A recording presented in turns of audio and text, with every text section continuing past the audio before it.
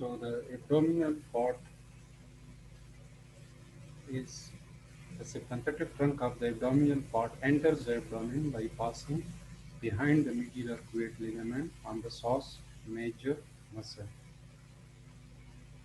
runs along the medial margin of the psoas muscle to the pelvic ring. The lumbar part of the sympathetic trunk contains about 4 ganglia.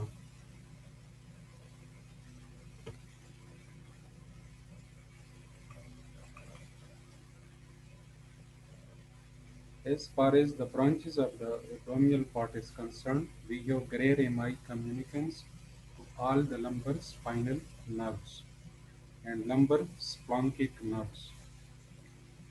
Splanchnic nerves are the nerves that goes directly without synapsing in the ganglia, and they reach the target organs where they synapse, and then the postganglionic fibers they start.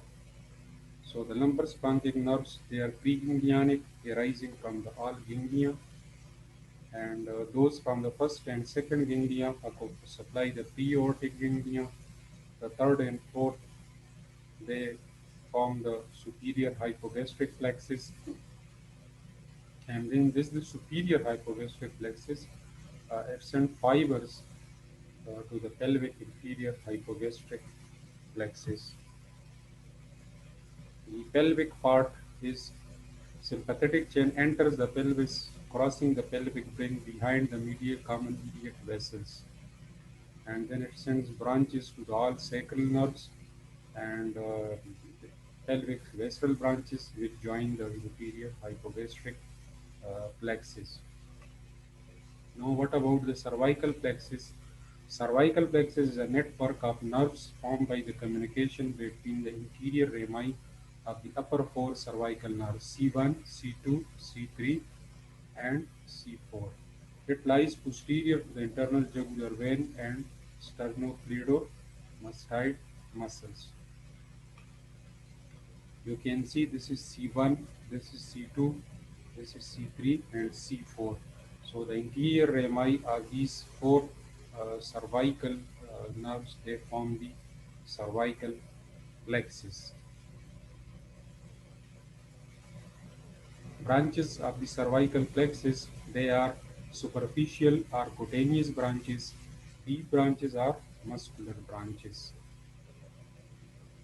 The cutaneous branches, they are lesser occipital nerve, that is C2, greater auricular nerve, C2, C3, and nervus cutaneus coli, C2, C3.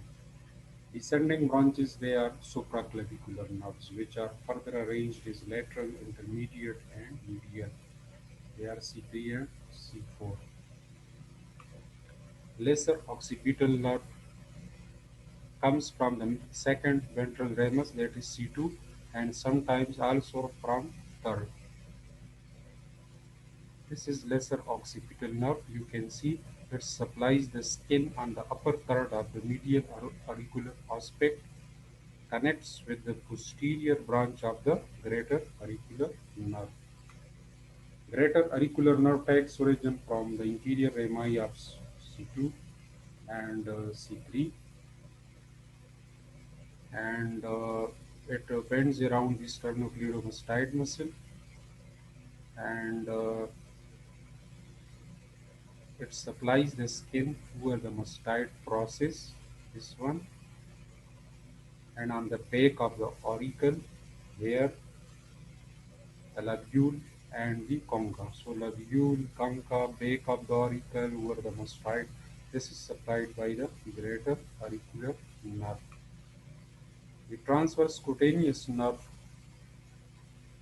it goes transversely, comes forward, and it is distributed to the skin of the upper interior area of the neck and anterolaterally to the skin of the neck as low as the sternum.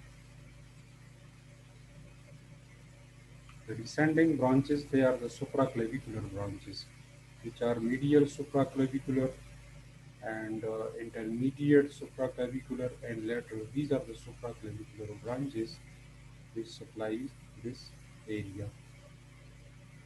The lateral branches, they are the muscular branches to the trapezius, to the levator scapulae, to the scalenus medius and scalenus posterior, and also communicating branches to the spinal accessory nerve. The ansa hypoglossy. This one is the ansa hypoglossy. Here is a loop. This one. This loop is formed between C1. The upper limb, upper part is the C1.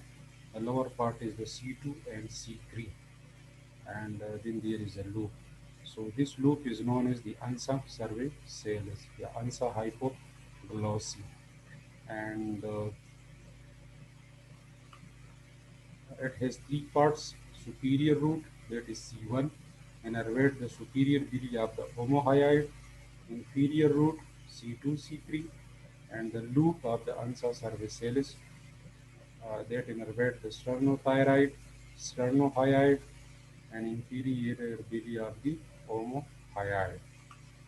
The phrenic nerve, it arises from C3, C4, and C5.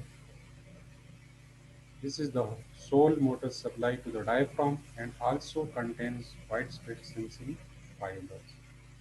So this was all about the cervical plexus and